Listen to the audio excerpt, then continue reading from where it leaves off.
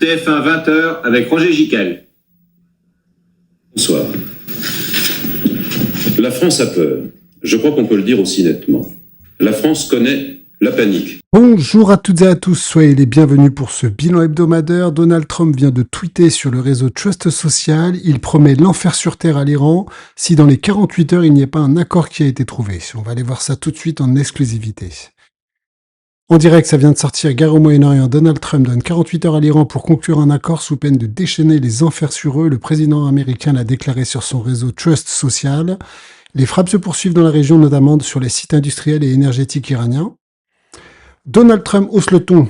Le président américain donne 48 heures à l'Iran, soit jusqu'à lundi, pour conclure un accord de paix, sous peine, écrit-il sur son réseau Trust Social, de déchaîner les enfers. Mais cette énième menace véritable de Trump fera-t-elle plier le régime iranien, toujours ciblé par des frappes américano-israéliennes? Une centrale nucléaire, a en tout cas été visée ce samedi, tout comme d'autres infrastructures énergétiques. Pendant ce temps, Israël poursuit ses frappes sur Beyrouth et dans le sud du pays, dans la ville de Tyr notamment. Dans le détroit d'Ormuz, le trafic reprend timidement, selon le décompte de l'agence Bloomberg, mais toujours loin des standards habituels de la zone. On a eu quelques bateaux qui sont passés, dont un bateau français d'ailleurs. Alors, est-ce un remake d'Il faut sauver le soldat Ryan, L'armée israélienne à la recherche d'un de ses soldats dont l'avion a été abattu en Iran. Un autre avion et 2 hélicoptères impliqués dans la recherche des pilotes du F-5 abattu auraient été touchés par des tirs iraniens selon la NBC. La Maison-Blanche n'a pas confirmé, a juste précisé que Donald Trump a été tenu informé de la situation. Donc ça bouge, ça évolue constamment en permanence. On verra. Pour l'instant, le compte à rebours, donc c'est jusqu'à lundi. Et en plus, comme d'habitude, c'est toujours le week-end, les marchés financiers sont fermés, que se passent ces menaces et éventuellement des attaques. Ça se passe très souvent le week-end, pendant la fermeture des marchés, pour rappel. Wall Street est fermé vendredi, était fermé hier vendredi et sera réouvert lundi. À la différence des marchés européens Euronext, qui sont fermés vendredi et qui le seront aussi pour le lundi de Pâques. Guerre au Moyen-Orient, justement, comment les bourses mondiales ont appris à avoir peur des fins de semaine. Depuis le début de la guerre en Iran, Wall Street et les indices européens ont tendance à se replier à l'approche des week-ends, une illustration de biais optimistes sur les marchés actions, qui espèrent des conséquences négligeables du conflit. Et ça, c'est impressionnant, c'est comment les marchés, en fait, s'adaptent constamment, et même dans une période de guerre où beaucoup parlent d'une éventuelle troisième guerre mondiale, regardez ce qui se passe. Plus de 20 milliards d'euros en actions levées en mars. Malgré la guerre au Moyen-Orient, le marché reste extrêmement dynamique. Les entreprises européennes ont levé des montants importants de capitaux sur les marchés actions en mars. En dépit de la guerre en Iran, les investisseurs ont favorisé les groupes des secteurs moins exposés au conflit. Absolument fou. Qu'au niveau des marchés, au niveau du pétrole, on a clôturé jeudi à 109, 110. On est toujours en très haute altitude. On verra ensuite sur la partie graphique dans la deuxième partie. Là, on va juste faire le bilan. Sur la semaine, a fortiori, on est plutôt bizarrement sur une baisse. Regardez, on a clôturé à 114 avant le week-end. Et on a clôturé donc jeudi à 109. Donc on a fait moins 4% sur la semaine. Je vois beaucoup de titres un peu putaclic sur les différents réseaux sociaux. Le pétrole a explosé. Non, sur une semaine glissante, donc de vendredi 27 à jeudi 2 avril, le marché a plié par rapport à l'or. Le marché s'adapte de plus en plus et on ira voir l'or justement au niveau des graphiques. On a le sentiment qu'il est sur une espèce de phase de repli.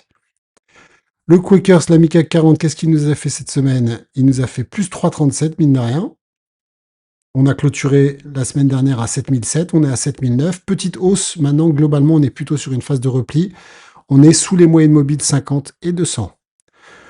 Au niveau du S&P 500, on était à 6003, on est à 6005. On est aussi sur une hausse. Maintenant, globalement, on est sur un marché qui se replie sur le S&P 500, sous les moyennes mobiles 50 et 200. C'est un copier-coller du CAC 40 pour une fois. Le Nasdaq, qu'est-ce qui nous fait le Nasdaq? Le Nasdaq a clôturé à 20 948 et il nous termine à 21 879, plus 4%. Bizarrement, sur la semaine, le pétrole a baissé et les indices sont en hausse, même si le trend est négatif. On est bien d'accord, on a l'impression que ça fait un double top. Ça se replie sous les différentes moyennes mobiles.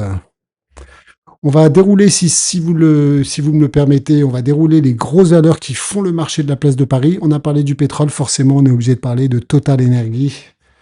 Total Energy, la merveille du Pendjab, la merveille de la Bourse de Paris, qui est en train de devenir la plus grosse capitalisation boursière de Paris et d'Europe. Et peut-être du monde. Non, je rigole. Vous avez des Nvidia qui valent 4000 et quelques milliards. Il faudrait qu'ils fassent x20. Est-ce que c'est possible x20? Ça veut dire qu'il faut que ça monte à 1600 euros. Et là, on rattraperait Nvidia. Je rigole, hein, parce que certains vont me faire des remarques en commentaire. Alors, on a clôturé à 78,49, 79, plus 1,18, c'est méli-mélo. Pourquoi le pétrole, on l'a vu, a baissé sur la semaine? Total est très très sensible au cours du pétrole. Après, on en a parlé, je pense qu'ils ont fait un coup de fusil sur le mois de mars. Ils ont acheté tout le pétrole disponible juste avant la clôture du détroit d'Ormuz. Et en plus, c'est du pétrole qui ne dépend pas du détroit d'Ormuz. Ça veut dire qu'il passe par d'autres canaux. Ils ont peut-être fait un énorme coup de fusil sur le mois de mars, les traders de Total Energy. Ensuite, la merveille de cette semaine, mine de rien, c'est Air Liquide. On verra sur la partie, parce qu'on va aller dans TradingView ensuite, sur toutes ces valeurs, on va les analyser. C'est en train de skyrocker, vraiment. Très, très belle hausse. Maintenant, Air Liquide devient un risque. Est-ce que c'est le moment d'acheter? J'ai envie de dire surtout pas. Est-ce que c'est le moment de vendre? À chacun d'en juger. Moi, en tous les cas, si ça repart sur un ATH, on va dire au-dessus des 188, allez, TTC, on va dire, si ça touche les 200 euros, je me poserai la question de prendre partiellement des bénéfices. Ça fait des années et des années que j'ai pas pris de bénéfices. Comme Total, sur 10 ans, Total, c'est sur 20 ans. J'ai accumulé pas mal. C'est une valeur qui, sur 12 ans, mine de rien, fait son petit x3. Sur 20 ans, je ne vous en parle pas. C'est une merveille. Donc, attention, ça commence à monter. Rien ne monte jusqu'au ciel.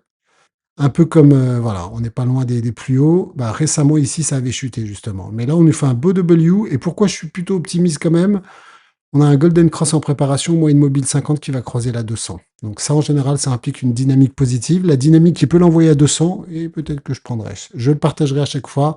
Communauté privée, n'hésitez pas à nous rejoindre sur Patreon. Ensuite, Vinci, pas mal cette semaine. Plutôt pas mal, hein, 4,36. Mais on voit que ça hésite, même si on a fait un Golden Cross ici. J'avais pris un peu de bénéfice ici, voilà, sur une partie prise de bénéfice partiel. Là, c'est en train de rebondir sur la MM200. On espère qu'on repart sur une belle dynamique. Mais statu quo total à titre personnel. Ensuite, une belle valeur industrielle, Thermador, qui est au plus bas de 5 ans. Est-ce que ça va descendre sous les 60? On va aller voir quelques éléments graphiques. C'est en baisse sur la semaine. Et Vinci, on a oublié de dire. Vinci, c'était à 126, on finit à 131. Ça fait une belle hausse. Thermador, c'est en baisse. Ensuite, les valeurs à suivre de très très près. Donc Wendel aussi, moi je suis ça de très près en ce moment.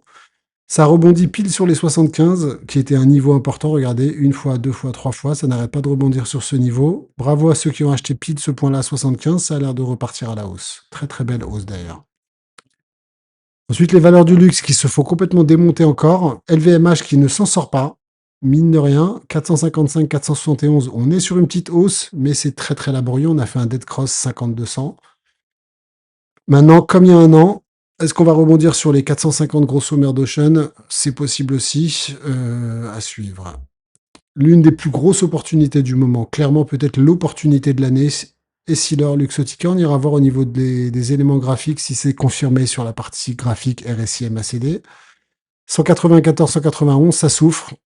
LVMH, on était à 450, donc ça a augmenté. Essilor, très compliqué. Beaucoup me disent souvent elle est encore trop chère. C'est pas faux, mais regardez, elle valait 52 PER, on est à 38. Avec 22 de PER en 2027. Ensuite, si on regarde sur LVMH, ça devient quasiment cadeau quand on regarde le PER du luxe. Et c'est pas du petit luxe, hein, c'est le leader mondial du luxe, qui se paye entre 17 et 22 de PER. Moi, je pense que c'est des cours intéressants. Voilà. Et si l'or, à chacun d'en juger, 38, c'est peut-être une grosse valeur. Maintenant, de la croissance de folie, hein. 4,98, 7,52, 8,58. Des dividendes, ma foi, plutôt corrects. Ensuite, on suit Ferrari. Voilà, on suit beaucoup le luxe. En ce moment, le luxe n'est pas du tout à la mode. Forcément, dans le contexte de géopolitique actuel, les gens délaissent le luxe. Bah, moi, quand les gens délaissent, donc les gens vont à gauche, je vais à droite. Voilà. Ils délaissent LVMH, ils délaissent. Et ben moi, c'est le moment de m'intéresser au luxe. Et c'est ce qu'on suit, en tous les cas, sur cette chaîne.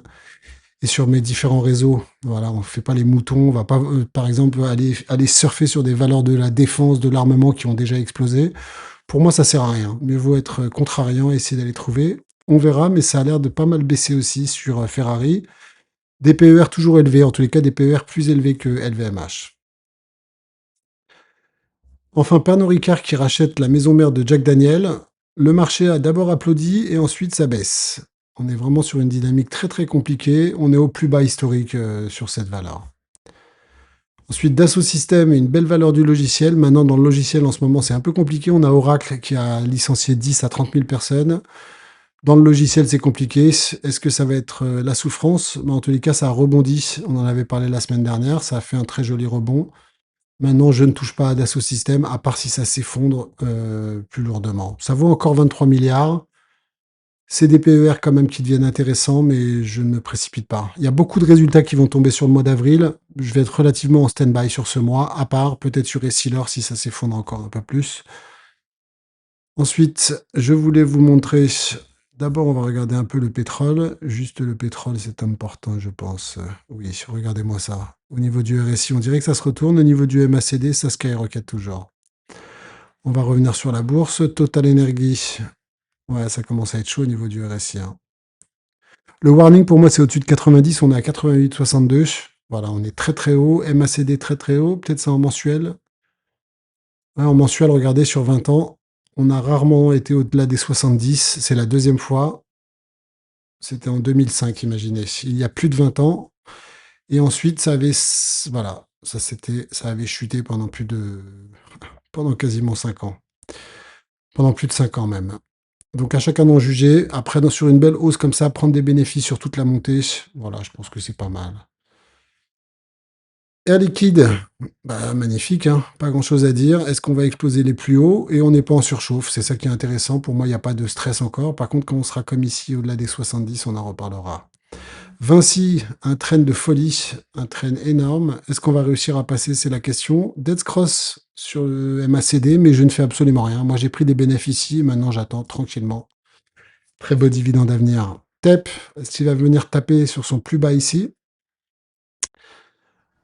Pour moi, c'est pas encore en survente. Il faut attendre les 32 RSI. Ensuite, Wendel, je ne fais absolument rien. Voilà, il y avait peut-être une occasion à 75. C'est passé, ça a pris déjà 4-5 euros. Je ne fais rien. On est toujours sur un trend baissier. La logique voudrait qu'on descende sous les 436 sur LVMH. Moi, j'attends encore, même si on sent qu'il y a un début de retournement. Est-ce que ça va nous faire ça? Pour l'instant, c'est pas le cas. RSI qui a l'air de rebondir sur les 30. Et si là, on avait prévu ce point-là, on y allait. Voilà. Pile niveau. Les gens qui sont investis sur le long terme, c'est un très très beau niveau. RSI à 22 qui a l'air de saturer. MACD qui n'a pas pivoté. Je pense qu'Essilor Luxottica, si j'ai encore ce signal-là, je reprendrai une louchée. J'ai déjà pris 2 louches sur Essilor. Race, est-ce que ça va nous faire comme Essilor? Ça va venir pile taper les 246. En plus, 246, ça ferait pile moins 50% sur les plus hauts. Je pense que je prendrai une petite louchette si ça vient à ces niveaux-là.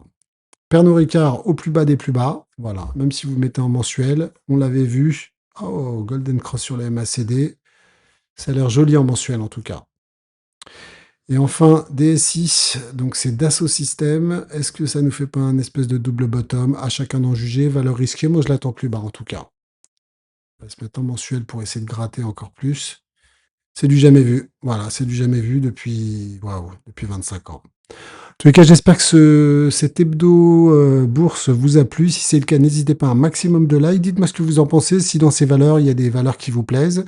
Si vous voulez qu'on suive d'autres valeurs, je ne suis essentiellement que des très très grosses valeurs de la place. Je vous souhaite un bon week-end de Pâques. Ciao toutes.